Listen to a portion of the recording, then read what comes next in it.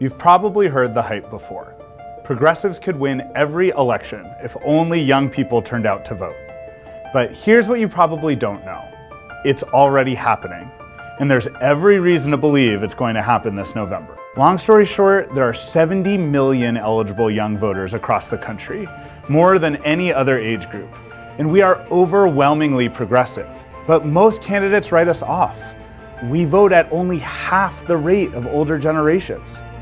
Politicians ignore our demands because they think they don't have to worry about us. The system isn't broken. It's just working for those who are participating in it. Well, time to change, politicians, because 2018 is the youth vote's coming out party. In election after election this year, young people are powering progressive victories and showing up in record numbers. Here's a few examples. Take Alexandria Ocasio-Cortez's upset victory in New York. Ocasio's victory made waves, signaling that progressives, especially progressive people of color, could be ascendant in the Democratic Party. And research from Data for Progress shows just who powered that victory: young people. By digging into the stats, you can see the more young people there are in a neighborhood, the more Alexandria won that area by. The same goes for Andrew Gillum in Florida. In precincts where there are lots of young people, turnout was up 2, 3, 4, even 10 times higher than previous midterms.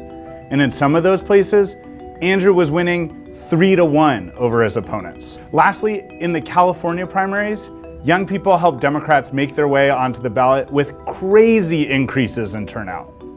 In 2014, only 7% of young people voted in the California primary.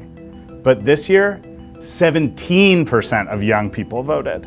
In some close races, young people turned out at 4 times the rate they did just 4 years ago. Now, 17% ain't great, but we've got a lot of room to grow. And why does this all matter? Well, when young people turn out, politicians start to care about the things that we care about. That means policy change.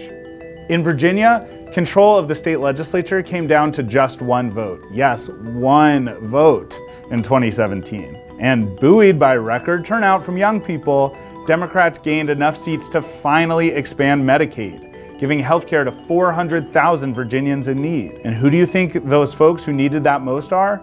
You guessed it, young people. And even better, the people that young folks are powering into office look much more like young America than you might imagine. They are black and brown and mixed race. They are gay and lesbian and bi and queer. They are women. And most importantly, they are young. So, NextGen America is working in 11 states this year to turn out the youth vote. We've got more than 600 organizers and activists working every day on the ground to register, motivate, and turn out young people to support those progressive candidates. We're sending mail, we're sending texts, we're delivering ads. We're hosting parties at the polls with puppies and petting zoos. We're sliding into as many DMs as possible to turn out young voters, because we know that if we stand together and vote, politicians will have to listen to us. Please join us, do your part. Pledge to vote at nextgenamerica.org/pledge